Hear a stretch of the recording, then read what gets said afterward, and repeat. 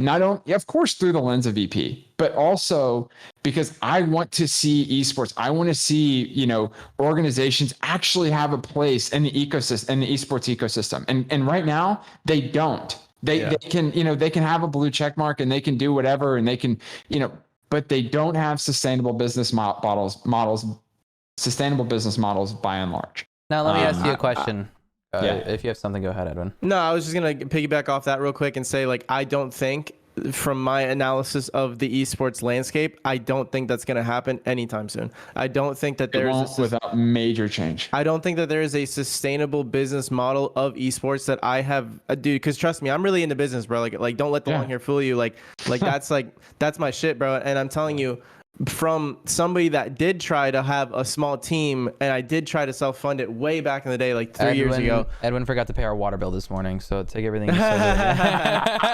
But listen, as somebody that has been there to a degree, and I saw how much money it really takes, dude. I stopped it before it even got to the point of like needing that and turning on the Inferno. I stopped it because I was like, bro, I see where this is going, and I don't see another way to do it. And I don't think that that's the play, because simply put, you build influence. You try to sell that influence for money to brands because they, there's a mutualistic relationship there. Dude, I've gone through it all, and I cannot think of any way where this would not be an Inferno, at least in the next 20 years. There's no way. I mean, 20. Look, I think if someone went out there and there are some people who know their shit, and I'll address them by name. Hantao from Overtime, that guy, he's is sharper than attack. He's smart. And had him on here. Yeah, he did good. Yeah, and his team that he has around Rowan, and he's got a Kevin, a partner of his. I mean, I'm sure it's fine. I'm saying this. I mean, just speaking very, very highly of them. I've not yet met Kevin, but every time I talk to them, I'm like, I come to them. It's like 5 minutes of therapy where I'm venting, and I'm like, what the fuck is going on? And then it's like 20 minutes of like, okay, here's the model. Here's why it's not working. Here's what could be done differently, etc.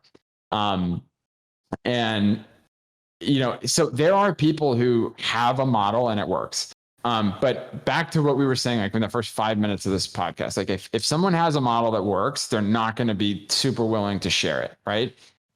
If someone has a strategy or an approach to a business, whatever that business might be, and it works, you can largely just expect they're going to keep it close to the vest, as they should. And those guys, they're doing a good job. I'm sure there's some others. I know Overtime, they've done really well with their suite.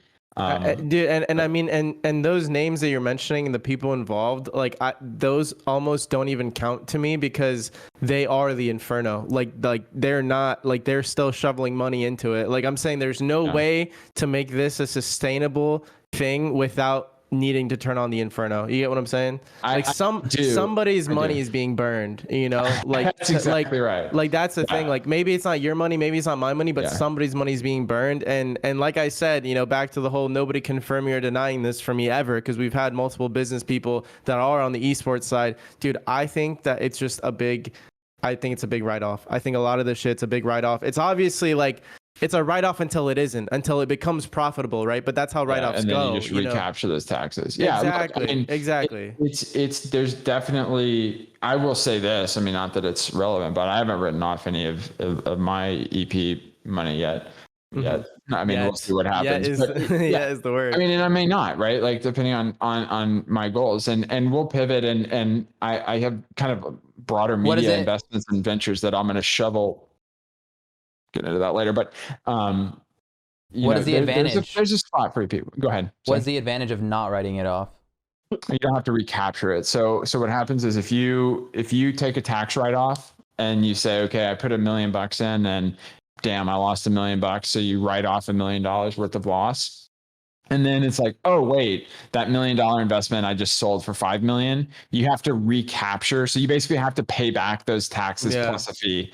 It's like prorated kind of. Yeah, exactly. Okay, so it's just like an extra process that. Exactly. No, it's like one of those. It's one of those things where like if you're writing it off, but like it's gonna make money relatively soon, it doesn't make sense to. It'll end up the same result. It'll just be a much longer process. Well, it'll and you could get bit in the ass too a little bit, because it can get a little bit more expensive. Yeah. If the numbers are big enough, $1 million write-off can cost you 20-30 grand. Yeah, I mean, I'll use the example of buying fine art, right? You buy a piece of art, you NFTs, take an L on it, buddy.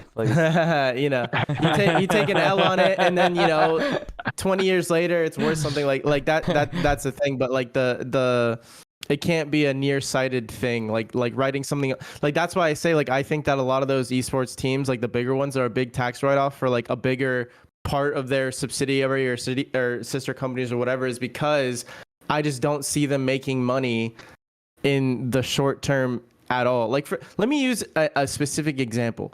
LG, dude. They are a mystery to me because they will sign anyone. You know what I'm saying? And they'll pay them insane amounts, ton of money, a nuclear fuck ton. Yeah, and it's but who the fuck wears an LG jersey? I'm not hating. I'm just saying LG is not ugly. LG, that being said, if you want to sign me for 25 racks a month, I'll wear an LG jersey. Give my VP contract and they'll tell you to fuck right off. Look, I'm just saying, companies like that mystify me, and the only logical solution that I can come up with in my small brain is that it is some sort of tax move, some sort of write-off, etc. And obviously, I haven't looked too far into them, but anyways.